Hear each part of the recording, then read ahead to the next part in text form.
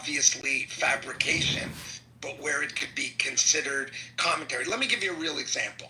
Think of the difference between taking Donald Trump's voice and image to create something fake where he just announces that he's launched a nuclear war or whatever, and you're just doing it for some purely nefarious reason. And you're doing the exact same thing.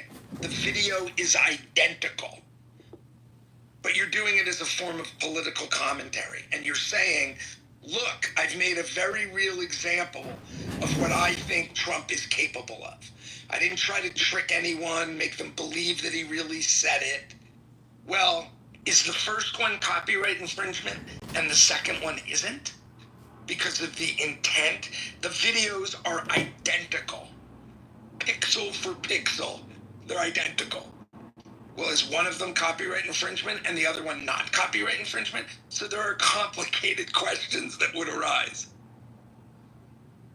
Yeah, no, that is really helpful. If I can make a quick comment, is that go ahead, James. No, I was saying, please. I'm Thank you. waiting with the. Thank you. Oh, you shouldn't. It's not that profound. So how did the law manage to stop Napster and Grokster and all that? Right. I think that's a good question to ask to see what we can expect from the law here. What happened with that was that the court came out in no uncertain terms say, peer-to-peer sharing is copyright infringement. And as you said, some enterprising attorneys went around and sued a handful of people. It wasn't a very big deal. There weren't that many lawsuits, etc. But what happened was that companies realized this is not efficient, right? They can't just put their products out there and then go around and sue people who are copying them. That's extremely inefficient. So what do? Is that you can't really buy music anymore, right? The music that you get is all on streaming services. So you don't own your own copy of the music that now you can share with somebody else in a peer-to-peer thing. This happened with software as well, right? I mean, you don't buy software anymore.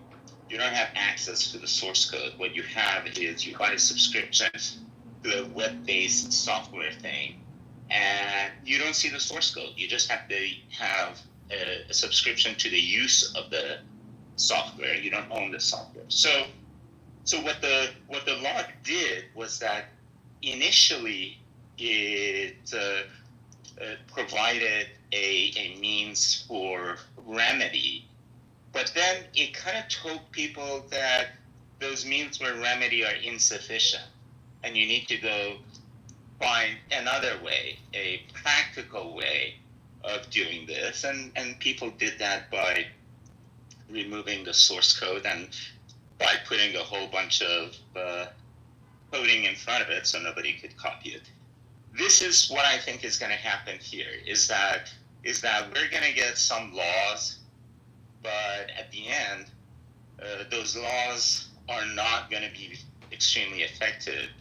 Instead, what we're going to find is another technology is going to come around so that people will take pictures and record voices and things like that using that technology so that it can't be copied anymore.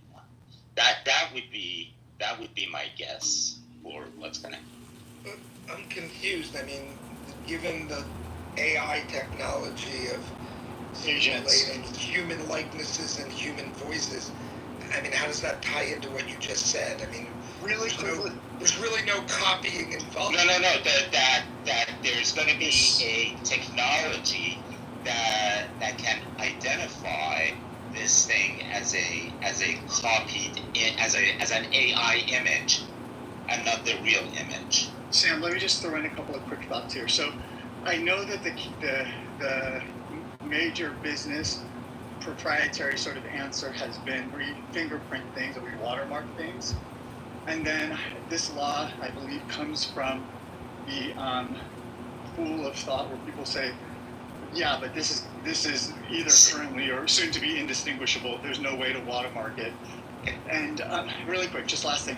So I'm sorry, I'm walking this up. So the last thing is, so 2 years ago I created this legal brief AI assistant that, as a non-attorney, I thought this is an interesting idea, so I worked on it for a bit. Not into the age of agentic, autonomous, voice simulating or internet scouring, agentic AI models. However, now, if I were to go back to that, I would add a headless or a swarm of headless browsers, the ability to go on, everywhere on the internet, to work, 24 hours a day, 7 days a week. And if I had enough GPU and compute power, I would have billions of these things scouring the universe for cases, kind of like, prospectors, looking for gold deposits around the world. I mean, does this in any way play into this?